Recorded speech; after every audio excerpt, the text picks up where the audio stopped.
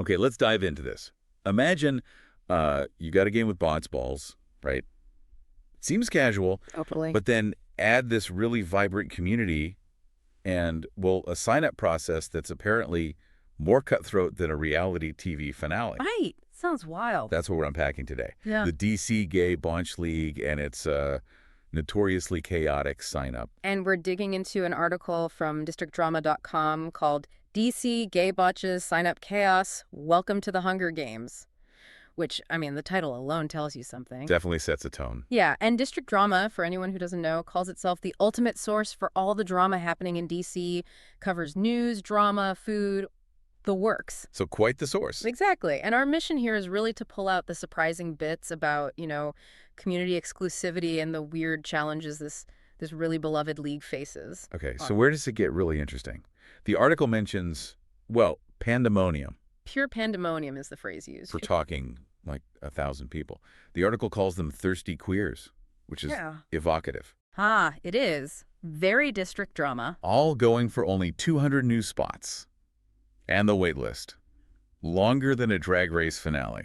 That's an incredible image, and it just shows how fast that desire for community slams into, resource scarcity. Not the first time either, is it? No, last year was apparently similar. 1,200 people fighting for the 200 new spots. Wow. The article crunched the numbers. That's a 16% chance. They even joke it's worse than your Hinge date showing up.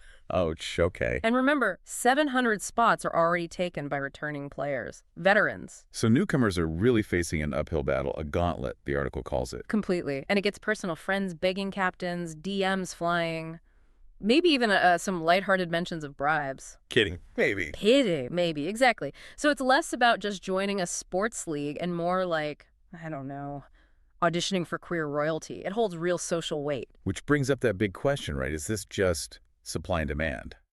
Or is it something, well, maybe a bit problematic, elitist even? That's the core debate the article touches on. Because with 700 veterans basically grandfathered in, you can see how new people might feel like they're trying to crash an A-list party. Totally. And then you have hundreds stuck in what the article calls social purgatory on the wait list, just waiting. And are there whispers about cliques? About it being cliquey? Yeah, the article mentions that some people feel the league favors cliques. But, there's the counter-argument, too, logistics. The article points out that Logan Circle, the park where they play, physically can't handle more teams. Right, space constraints are real. They are. So you've got this real tension between this huge thirst for inclusion, as they put it, and the league's tight grip on spots, which, keeps the drama sizzling. Okay, so sign-up chaos is one thing, but there's another layer of drama, something happening at Logan Circle itself. Yeah, exactly. Logan Circle is like the heartbeat of the league's social scene, right? Thursday night. That's main night. That's the main night. But the article says there's trouble brewing.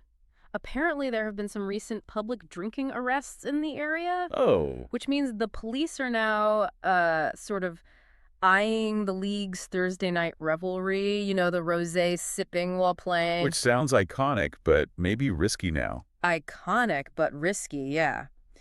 And the authority involved here is the National Park Service, since they oversee the circle. And they're cracking down. So what does cracking down mean in practice? Well, permits are getting harder to get, apparently, and there's the threat of fines looming. So could Bocce go dry? The article jokes about that, says it's unlikely you can't separate queers from their wine, which, fair point. Fair point. But it does warn that stricter rules could definitely shrink the fun. So right now you've got this image of players dodging citations while perfecting their throws. That's quite a scene, dodging cops and aiming for the Polino. It really is. It adds this whole other level of unexpected pressure, doesn't it? When the social space itself is under scrutiny. So with all this pressure, the sign-up frenzy, the wait list, now the park police are people suggesting solutions. Oh, yeah. One big one keeps coming up, a Tuesday league. It's at another night. Seems simple, right? The call for it is apparently loud. Thursdays are just completely packed. The article says 58 teams, 780 players. Logan Circle is maxed out. So a second night seems logical. It could double the fun, maybe ease the waitlist pain. That's the hope. More newbies, less waitlist heartbreak. But it hasn't happened yet. Why not, if the demand is so obvious?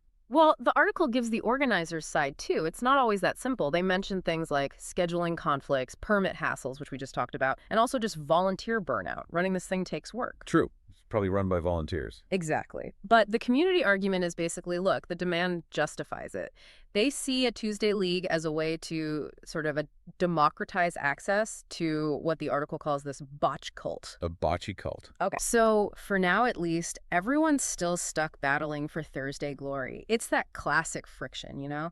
Passionate community versus organizational reality. Okay, so for someone listening who might actually want to brave this whole process, Yeah. how do you even get in? Does the article offer tips? It does offer some, let's call them pro tips, pretty direct ones. It's like, Basically, stalk the LeagueApps portal like it's your job. That's their online sign-up system. okay, vigilance. Extreme vigilance. Also, DM a captain before registration opens. Network, basically. And then, Try to get in. And then, maybe the bleakest tip. Pray someone drops out. Sorry, not sorry. oof, ruthless. It paints a picture, doesn't it? But what's really interesting is why people go through all this. Despite the chaos, the exclusivity, the potential fines, It must be worth it somehow. that's what the article stresses. It's not just about tossing balls. You're joining a queer family. That's the quote. Community is powerful. Incredibly powerful. Bocce is described as the ultimate mix of sport, shade, and socializing. That shade part, you know, the witty banter, the sass, it's part of the culture. Sport, shade, and socializing. Got it. And if you can't get into bocce, the article does suggest checking out other DC gay sports leagues. There are alternatives if you need that community fix. So wrapping this up, it started as just botch, but this deep dive really uncovered, well, a lot. Intense demand, this whole exclusivity debate, external pressures. Yeah. But underneath it all, this incredibly strong pull of community. It really shows that sometimes the games we play, they're about so much more than just winning, aren't they? Absolutely. It's about connection. And maybe that leads to a final thought for you, the listener. This whole DC Gay Bocce situation, it kind of makes you wonder, doesn't it? Yeah. In a world that often feels crowded and competitive, what are the hidden battles we all fight for community, for belonging, and what makes those particular battles feel worth it to you?